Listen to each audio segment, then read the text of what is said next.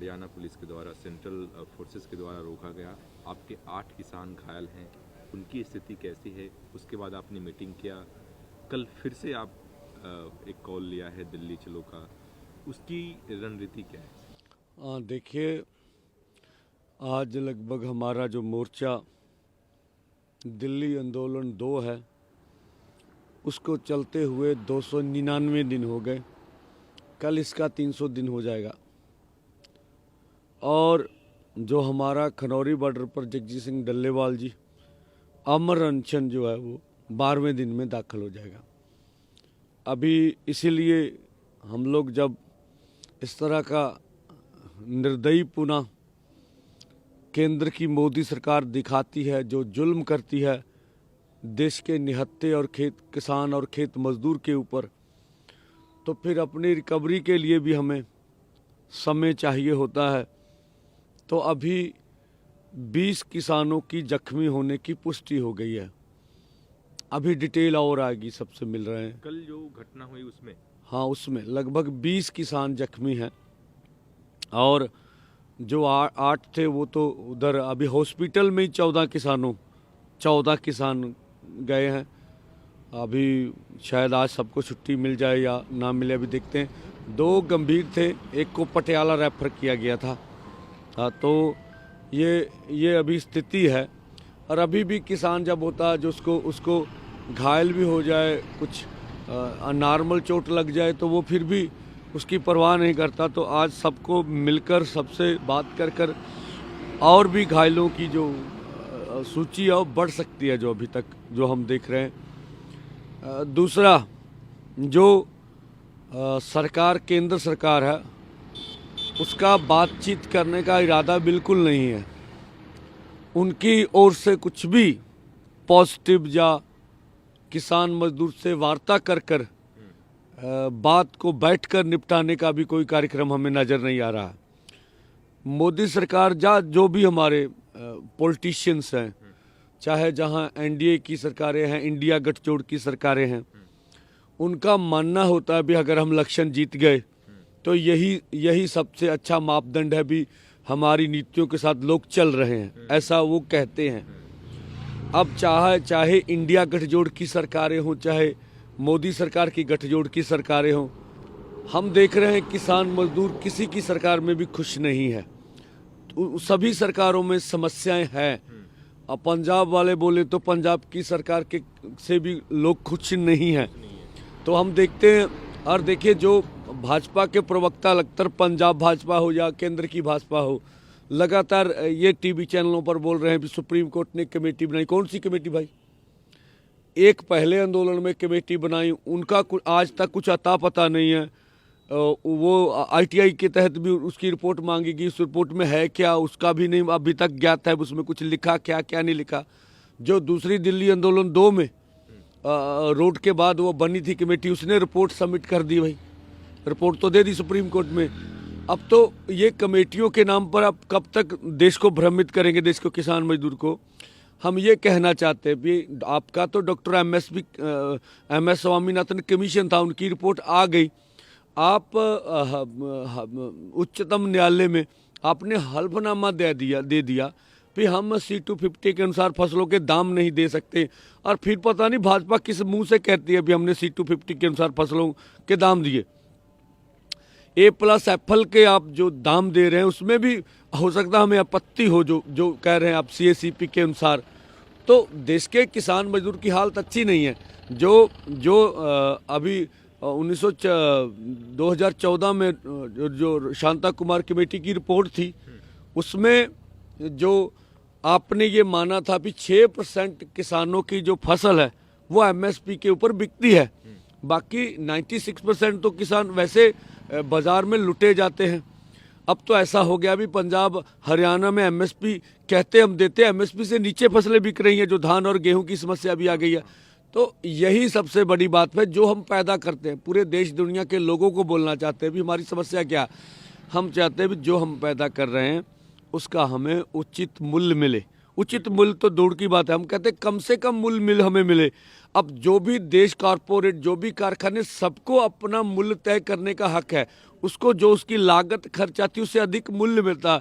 लेकिन ये किसान खेत मजदूर है, खेत मजदूर को रोजगार नहीं मिलता, किसान को उपज का दाम नहीं मिलता।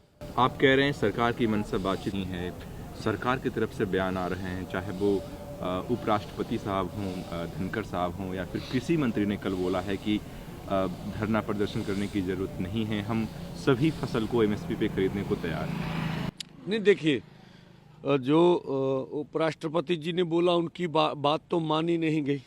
जिस तरह से उन्होंने खेती मंत्री से बात की, अगर धनखड़ जी की बात पर हमारे देश के प्रधानमंत्री जी कोई संज्ञान लेते तो शायद यहाँ टकराव ना होता, इस समस्या को टाला जा सकता। खेती मंत्री बोल रहे हैं भी हम सभी फसलों को एमएसपी पे खरीदने की तैयार हैं और वार्ता के लिए तैयार, फिर समस्या क्या रहेगी?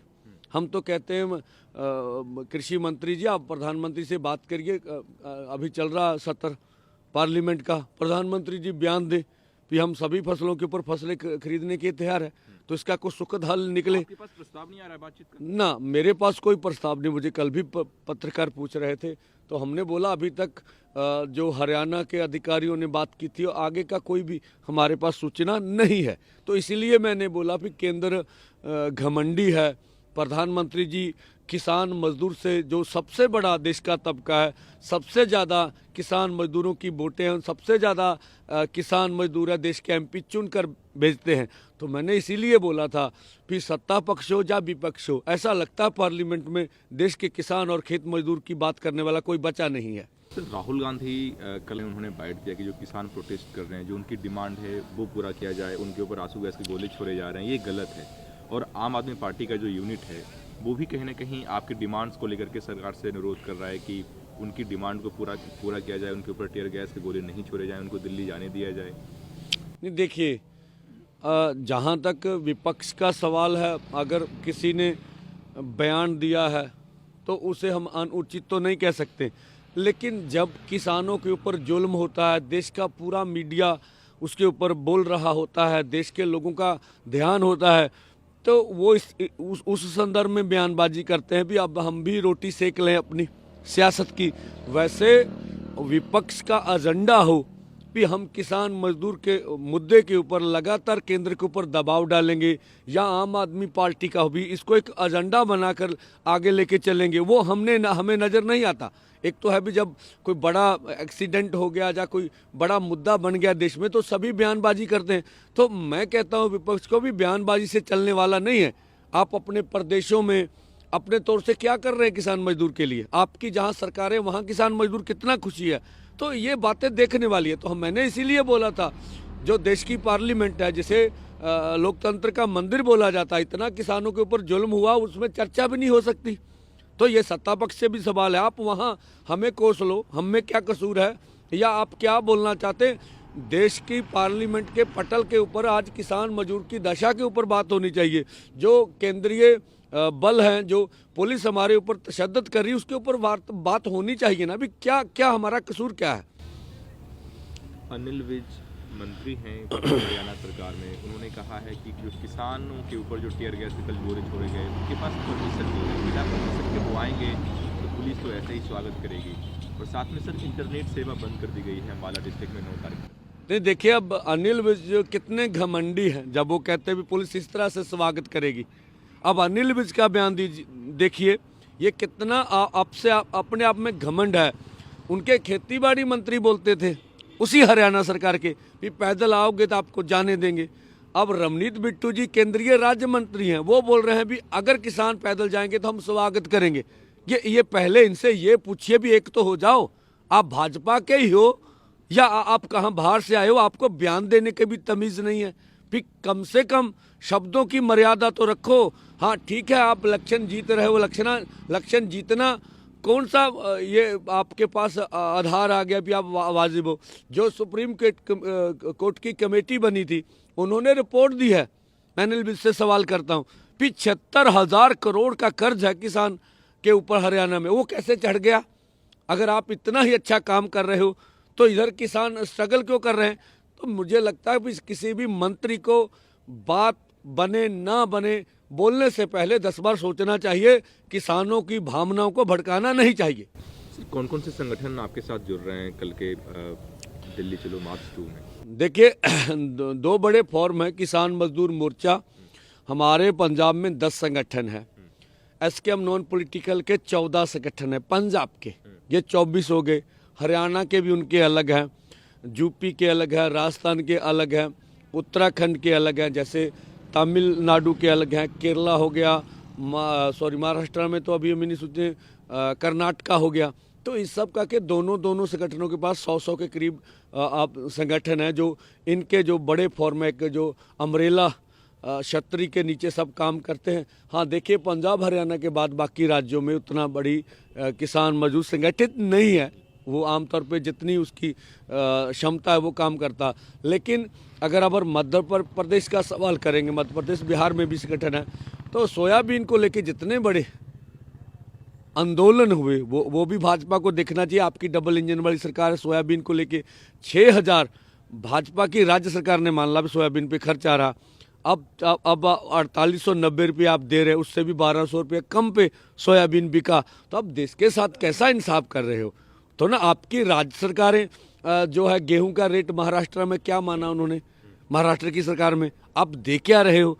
तो मुझे लगता है हमारी तो लागत खर्चे पूरे नहीं हो रही है। हम सबसे देश के आम जनता से आह्वान करेंगे भी एक कृषि प्रधान देश है। अगर कृषि खत्म हो गई तो बाकी रोजगार भी खत्म हो गए। सभी को हमारा साथ देना चाहिए। For exclusive and insightful videos, subscribe to our new channel ABP Live Premium.